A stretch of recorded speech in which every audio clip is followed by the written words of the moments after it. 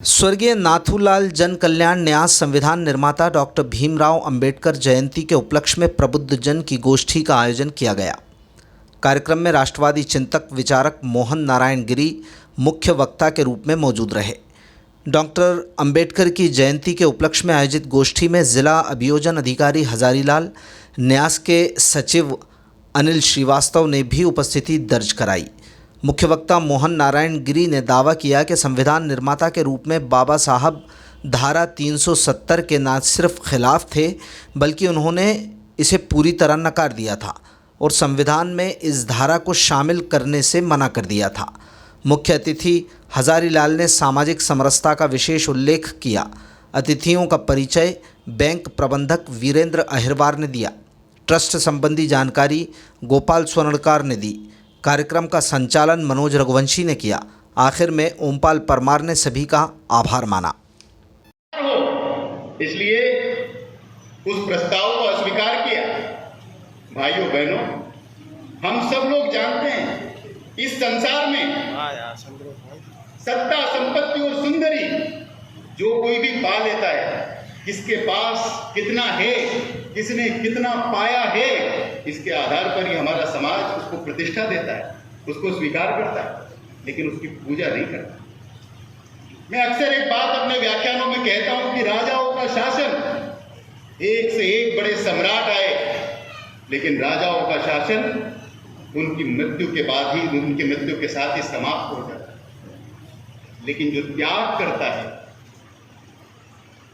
त्यागियों का शासन उनकी मृत्यु से ही आरंभ होता है। आपने क्या पा लिया, ये इतनी महत्वपूर्ण चीज नहीं है। आपने इस राष्ट्र, इस समाज के लिए क्या त्याग दिया, इसी का अनुसरण आपको व्यक्ति नहीं विचार के रूप में आने वाली पीढ़ियां करती हैं। हमारे शरीर की आयु है, क्षण भंगुर है, एक न एक दिन तो समाप्त हो ही जाना है। लेकिन उस शरीर की बाद जब व्यक्ति के नाते से हम समाप्त होंगे तो एक विचार के रूप में हम जीवित हो सकते हैं। और अब मेरा विश्वास है नाथूलाल जी एक शरीर के रूप में जरूर यहाँ पर उनका जन्म हुआ था, लेकिन वो अपना जीवन पूरा करते करते एक व्यक्ति सिर्फ नहीं रह गए, तो एक विचार रह गए, जो विचार हम जैसे राष्ट्रवाद की इस धारा को और मजबूत करने के लिए, अपने जीवन की आहुति चढ़ाने के लिए आगे बढ़ रहे हैं। उनके प्रेरणा पुंज के रूप में नाथूलाल जी हमको प्रेरित करते रहे।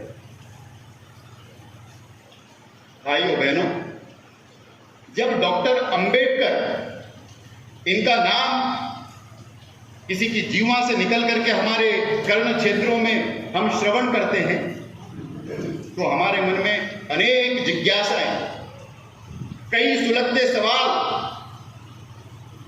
कई पीड़ाएं, आक्रोश ये पनपने लगता है। कुछ लोगों को लगता है कि डॉक्टर बाबा साहेब अंबेडकर एक वर्ग के नेता थे। कुछ लोगों को लगता है कि वे पूरी मानवता के नेता थे। कुछ लोगों को लगता है वे अर्थशास्त्र के इस वैश्विक जगत के सर्वश्रेष्ठ विद्वत जनों में थे, सर्वश्रेष्ठ अर्थशास्त्रियों में थे। कुछ को लगता है कि वे हमारे इस राष्ट्र के सामाजिक प्रश्नों को लेकर के, सामाजिक समस्याओं को लेकर के जिनकी आत्मा उद्वेलित हो उठती है, जिनके शब्दों में कहीं आक्रोश प्रकट होता है, समाज के एकीकरण की पीड़ा जिनके मन में, उनके शब्दों में, उनके साहित्य में हमको दिखाई दे। कुछ लोगों का मानना है कि वे मूक नायक, बहिष्कृत भारत ऐसे अखबार निकालने वाले उसके संपादक थे, पत्रकार थे। तो कुछ लोगों को लगता है कि वे स्त्री के अधिकारों के प्रखर प्रवक्ता थे। स्त्री के अधिकारों के लिए उनसे ज्यादा मुखर कोई दूसरा पार्लियामेंटन आज तक इतिहास में नहीं हुआ। कुछ लोगों का मानना है कि वे अप्रतिम भविष्य दृष्टा थे। भारत की स्वतंत्रता के पूर्व ही भारत की स्वतंत्रता के बाद हमारी फॉरेन पॉलिसी क्या होगी, हमारी डिप्लोमेसी किस दिशा में आगे बढ़ेगी, इसके मर्मज्ञ थे। तो कुछ लोगों को लगता है कि वे विश्व मानवता के लिए एक ईश्वरीय अवतार लेकर के आए। सदियों से शोषित, वंचित, पीड़ित, प्रताड़ित मानवता के एक भाग को उन्होंने सदा मुक्ति के मार्ग पर बढ़ाने का एक अहिंसक रास्ता दिया। कुछ लोगों के मन में प्रश्न है कि उन्होंने कुछ वर्ग विशेष को कुछ विशेष अधिकार दिए, उन पर अतिरिक्त कृपा की।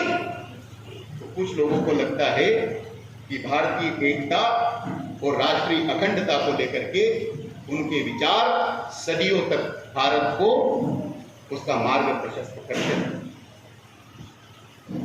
जैसा चिंतन, जैसे प्रश्न बोधिसत्व बाबा साहब अंबेडकर के संदर्भ में हमारे समाज में तैरते हैं, वैसी ही जिज्ञासाएं भारत के संविधान को लेकर के भी होती हैं।